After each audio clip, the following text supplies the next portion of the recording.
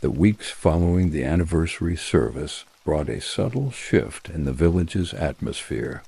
The act of collective remembrance, of lighting candles and speaking names and acknowledging the weight of what had been lost, seemed to give people permission to begin looking forward as well as backward, to think about rebuilding while still honoring what had been destroyed.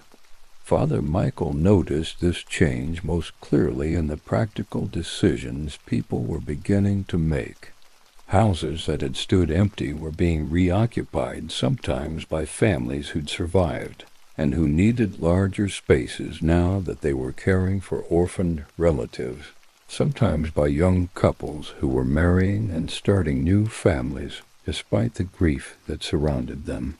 The forge that Thomas the blacksmith had left behind was taken up by his nephew, a young man from a neighboring village who'd learned the trade and who saw opportunity in Ashworth's need for a smith.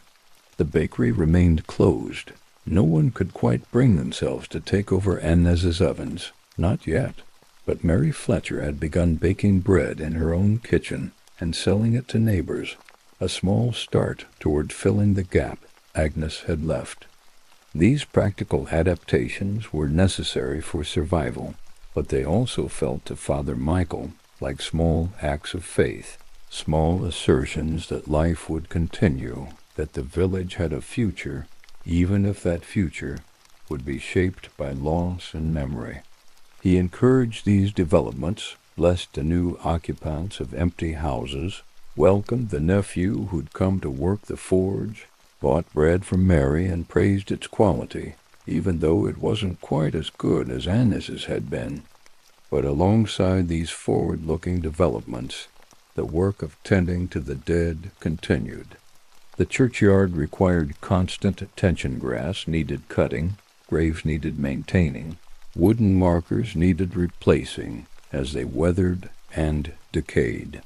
Father Michael had always tended the churchyard himself, with occasional help from parishioners who volunteered their labor, but the expansion and the sheer number of new graves made this work more than one person could manage. So he organized a rotation, asking families to take responsibility for maintaining not just their own family graves, but sections of the churchyard, ensuring that even the graves of those who had no surviving family were kept tidy and respectful. This shared labor became another form of community rebuilding, another way that the survivors took collective responsibility for honoring the dead.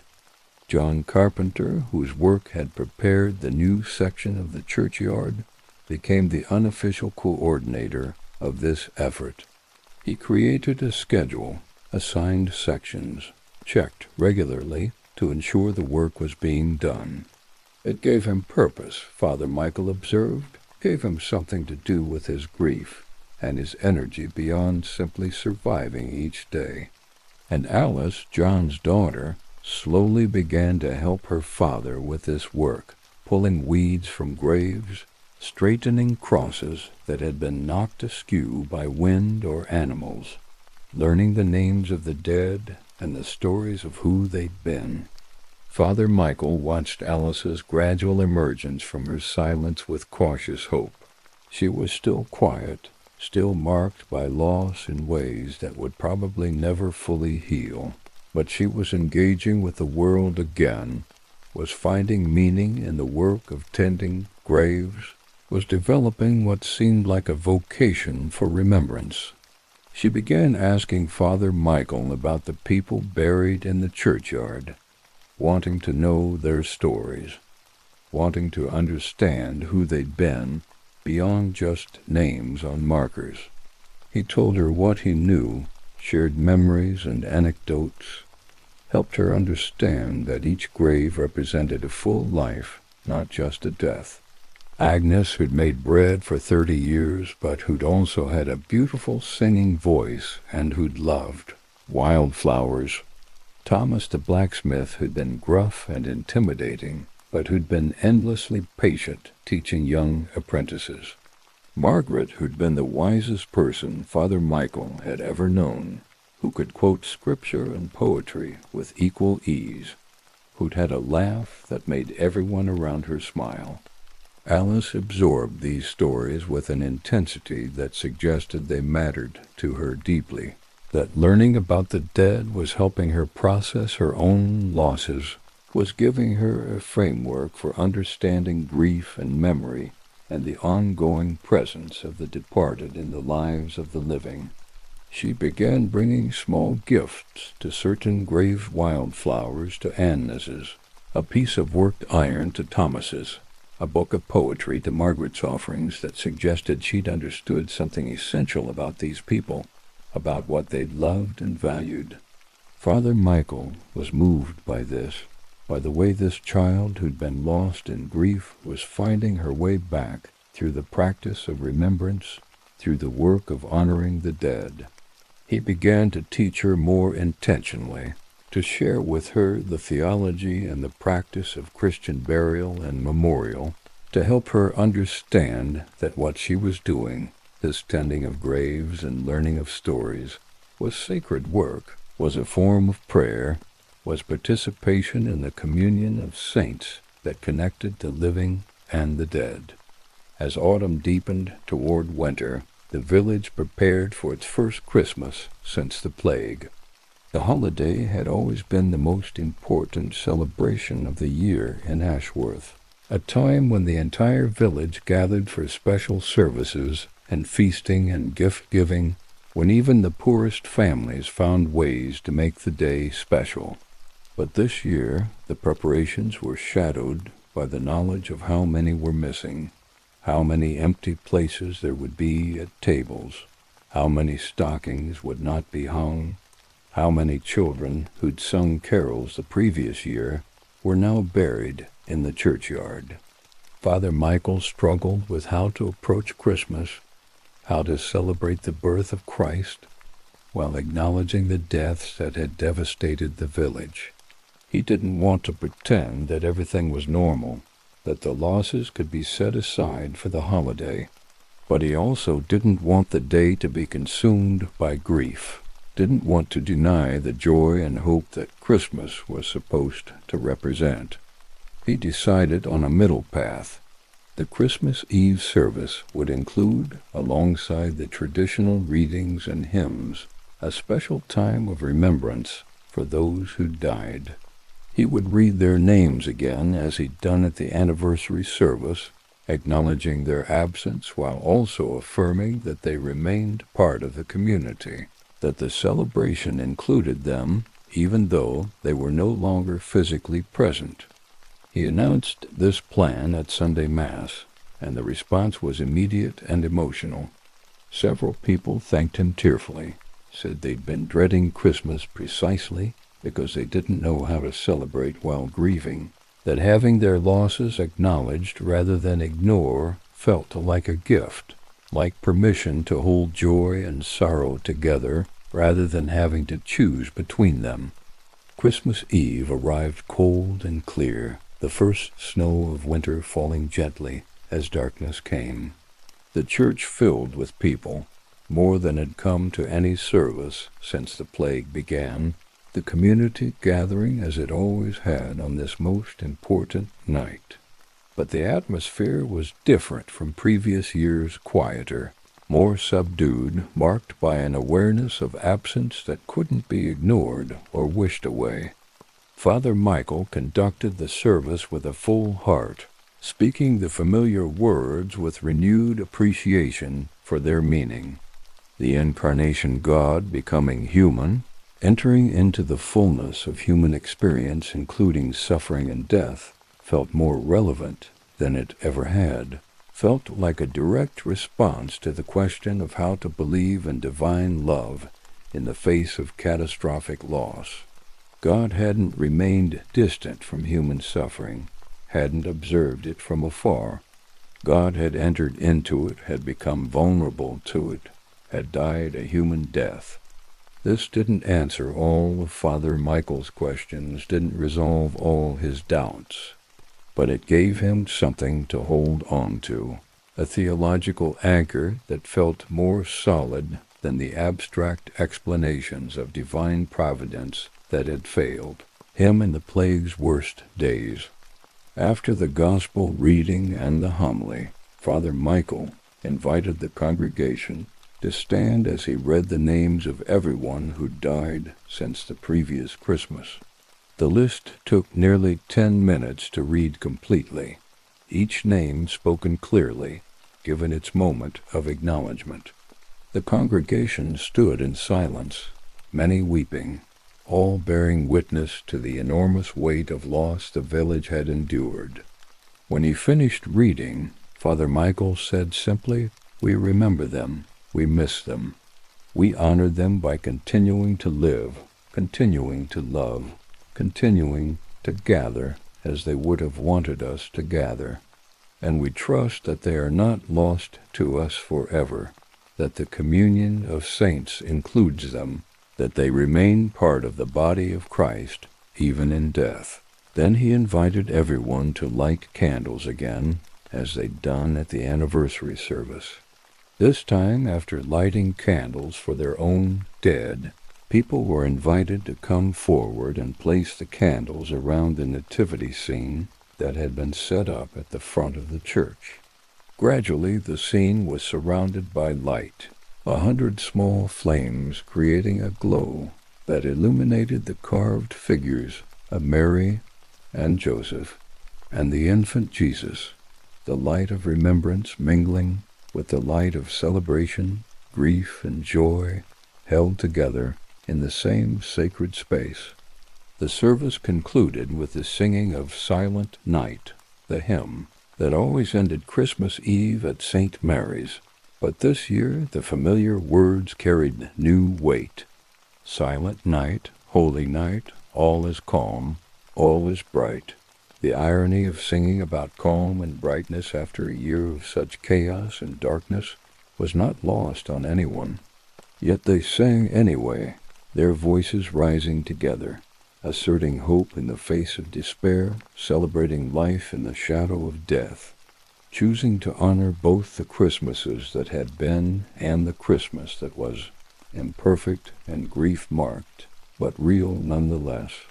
After the service, people lingered, reluctant to leave the warmth and light of the church for the cold darkness outside. They stood in small groups, talking quietly, sharing memories of previous Christmases, of people who'd been present then and were absent now. Father Michael moved among them, offering presents and comfort, listening to stories, bearing witness to the complex emotions that Christmas had evoked. Grace, the elderly woman who'd asked about the churchyard's expansion, approached him with tears streaming down her face. "Thank you, Father," she said. "Thank you for not pretending. Thank you for letting us remember them while we celebrate. I didn't know how I was going to get through tonight, but this helped. This helped." Father Michael embraced her, feeling his own tears rising. "We get through it together," he said. "None of us can do this alone." As the church finally emptied and Father Michael prepared to lock the doors, Alice Carpenter appeared beside him. She'd been sitting quietly through the service with her father, and Father Michael hadn't noticed her approach. "Father," she said, her voice still quiet, but stronger than it had been in months, "I want to help you. With the churchyard, with the graves, with remembering people. I want that to be my work, if you'll teach me." Father Michael looked at this 12-year-old girl who'd been nearly destroyed by loss, and who was finding her way back through the work of memory and care for the dead. "Alice, you've already been helping, and you're doing sacred work. I'd be honored to teach you more. My mother is buried there," Alice said, "and my brother and sister. I want to take care of them, but I want to take care of all of them, all the dead. I want to know their stories and tend their graves and make sure no one is forgotten." "That's a beautiful calling," Father Michael said gently. "An important work, but you're young still. You have your whole life ahead of you. You don't have to dedicate yourself to the dead. Eventually, as the candles began to burn down and the morning advanced toward afternoon, people began to drift away, returning to their homes and their work and the ongoing business of living. But they left changed, Father Michael thought, carrying something of this moment with them, carrying the knowledge that they were part of a community that remembered, that honored its dead, that refused to let loss have the final word. As the churchyard emptied, Alice remained, tending to the candles, ensuring none would blow over and cause fire, letting them burn safely until they exhausted themselves. Father Michael joined her, and they worked together in companionable silence, two people bound by their shared commitment to this place and these dead, and the sacred work of memory. "Father," Alice said as they worked, "do you think they know, the dead, I mean? Do you think they know we remember them, that we tend their graves, that we light candles for them?" Father Michael considered this question carefully. Theology offered various answers, none entirely satisfactory. "I don't know, Alice. I'd like to think they do. I'd like to think that the love we continue to have for them, the care we take with their graves and their memories, somehow reaches them wherever they are. But I can't prove it. What I do know is that it matters to us, to the living, remembering them, honoring them, keeping their stories alive. This work changes us, shapes us, keeps them present in our lives in ways that matter, even if we can't see or measure the impact." Alice nodded slowly. "That's enough, then. If it matters to us, if it helps us, then it's worth doing even if they can't know about it." "Yes," Father Michael said. "Exactly." They continued their work, letting the last candles burn down naturally, ensuring the churchyard was left tidy and safe. And when the final flame had flickered out, and only the gray March afternoon remained, they walked together back to the village, leaving the churchyard to its silence, to the dead who rested there, to the ongoing slow decay and patient endurance that characterized all such places. The months and years that followed brought continued recovery to Ashworth. The population slowly grew as new families moved in, attracted by available land and houses.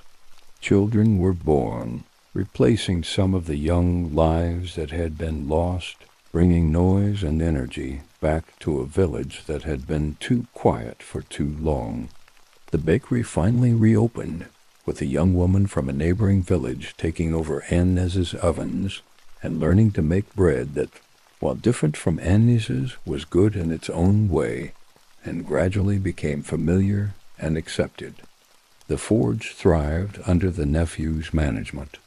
New homes were built on empty lots. The village began to feel less like a place marked by death and more like a place with a future, a place where life was reasserting itself, where the balance between past and present was shifting back toward something sustainable. But the churchyard remained, expanded and full of recent graves, a permanent reminder of what had been lost. It never reverted to being just background, just the place where old people were eventually buried. It stayed prominent in village consciousness, a place that people visited regularly, that shaped community identity, that demanded ongoing attention and care. Father Michael aged into his 50s, and then his 60s, his dark hair going gray and then white, his strong frame becoming slightly stooped from years of physical work. But he never stopped his daily practice of walking through the churchyard, speaking to the dead, ensuring their memories were maintained.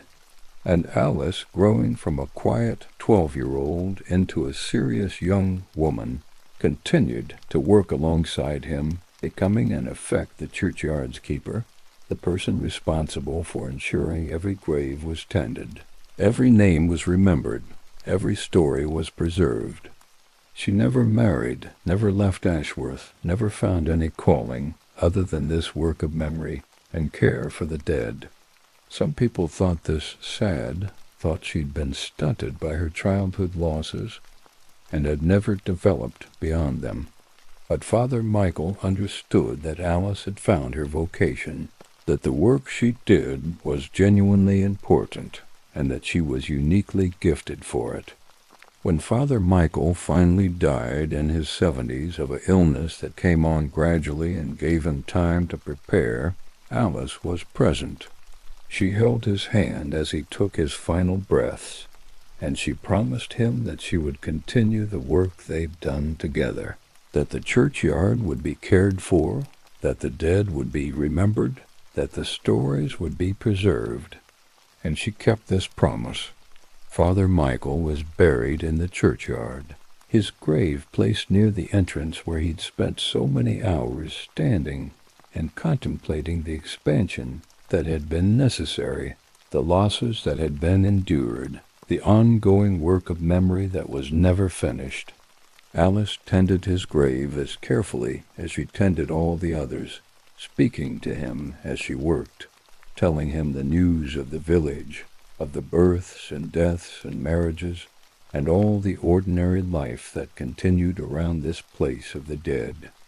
The plague that had devastated Ashworth in 1349 and 1350 became a story, a memory, a historical event that shaped the village's identity, but which gradually lost its immediate emotional power as the people who'd lived through it died, and were replaced by generations who knew it only through the tales they were told. The expanded churchyard remained, its graves slowly weathering, the wooden markers gradually replaced by stone, the oldest sections becoming difficult to read as weather and time erased the carefully carved names and dates. But as long as Alice lived, and she lived into her 80s, dying in 1418, nearly 70 years after the plague, the stories were maintained. The graves were tended. The memory was kept alive. She had become the living link between the time of catastrophe and the recovered present, the person who held the accumulated knowledge of who was buried, where, and why their lives had mattered, the keeper of a collective memory that might otherwise have faded into generalized "people died in the plague," without the specificity of names and faces and individual stories. When Alice finally died, the village buried her next to her mother and siblings, in the section of the churchyard she'd spent her life maintaining, and they placed on her grave a marker that read, "Alice Carpenter, 1337 to 1418, keeper of memory. She tended the dead and kept their stories alive. May she rest in peace among those she honored." The work she'd done continued after her death, taken up by others who'd learned from her, who understood that the churchyard was not just a practical necessity, but a sacred trust, that the graves represented real people who deserved to be remembered. That memory was work that required ongoing attention and care. The practice she'd established of learning the stories, of tending all graves, not just family ones, of ensuring no one was forgotten, became tradition, became part of how Ashworth understood itself and its relationship to its dead. Centuries later, when historians studied the records of St. Mary's Church, when they examined the expanded churchyard and tried to understand what had happened there, they found in the parish archives a remarkable document, a ledger kept by Alice Carpenter, recording every burial from 1349 to 1418, noting not just names and dates, but small biographical details, relationships, occupations, the circumstances of death when known. It was an extraordinary historical record, unique in its completeness and its attention to individual lives, and it made Ashworth's plague experience one of the best documented in all of England. Scholars wrote papers about this document, about what it revealed about medieval life and death, about community responses to catastrophe, about the role of memory in social recovery. They noted the unusual figure of Alice Carpenter, the girl who dedicated her life to remembrance, who'd created this record not for historical purposes, but simply because she believed the dead mattered and deserved to be known. But what the scholars couldn't fully capture in their papers and dissertations was the human dimension of what Alice had done, the way her work had helped a devastated community heal, had given meaning to losses that might otherwise have been unbearable, had insisted that individual lives mattered even in the face of mass death, had maintained human dignity and significance through the simple practice of speaking names and telling stories, and refusing to let anyone be forgotten. The churchyard of St. Mary's, Ashworth, still exists, though much changed from its 14th century configuration. The village grew over the centuries, spreading around the church, and the churchyard expanded multiple times to accommodate the continuing dead. The graves from the plague years are in the oldest section now, the wooden markers long since replaced by weathered stones, many illegible, some completely worn away. The physical evidence of those particular dead is fading, as physical evidence always does. But the expansion itself remains visible, the wall that was built in 1350 to enclose the new section still stands, now ancient and moss-covered, marking the boundary between the old churchyard that had served for 300 years and the new section that had been necessitated by catastrophe. That wall is a monument, more enduring than any individual grave marker, to the plague year and what it took from Ashworth, and to the response of the survivors who expanded the churchyard and tended the graves and kept the memory alive even as they rebuilt their lives and their community. Visitors to Ashworth today, tourists interested in medieval history or genealogy or simply the beauty of old churches, walk through St. Mary's churchyard without understanding most of what they're seeing. They notice the church's Norman architecture, the picturesque setting in the Yorkshire Dales, the ancient yew tree that predates even the church itself.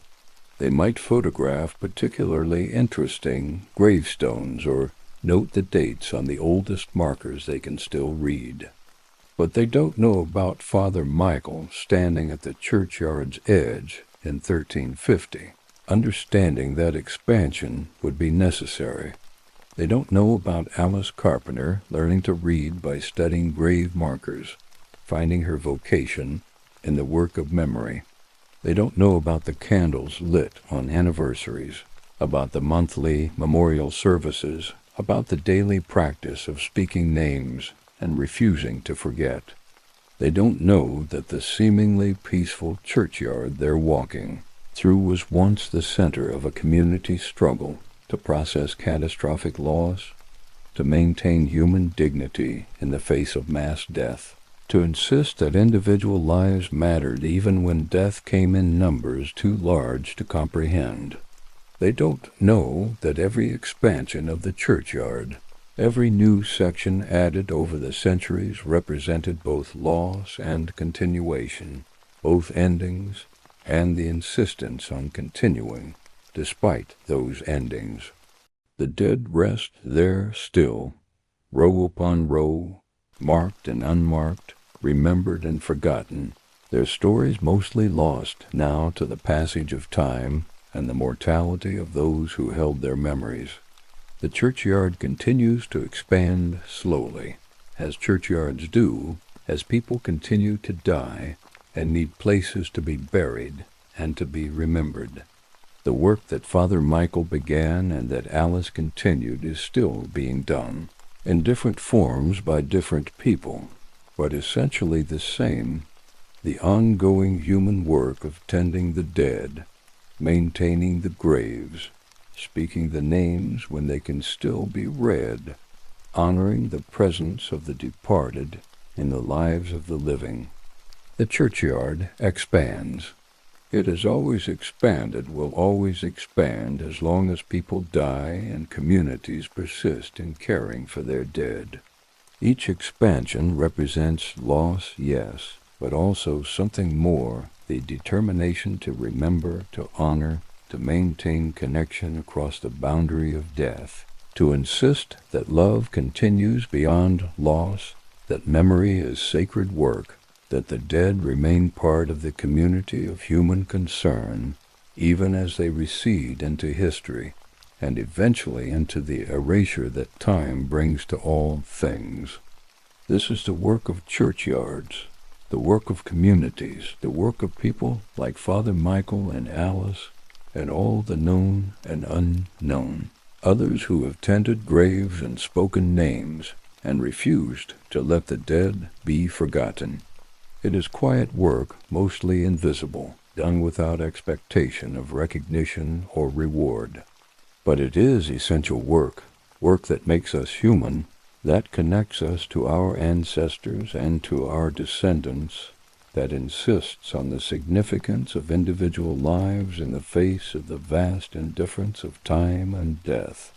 The churchyard expands, the names accumulate, the stories fade, but some are preserved, and the living continue their ancient practice of burying the dead with dignity, marking their graves with care, returning to visit and remember, maintaining through simple, faithful practice the thread of connection that binds the living and the dead, the present and the past, the community that exists now and all the communities that have existed here before, in this place where people have lived and died and been remembered for more than 1,000 years, where the work of memory continues, where the churchyard expands to hold them all.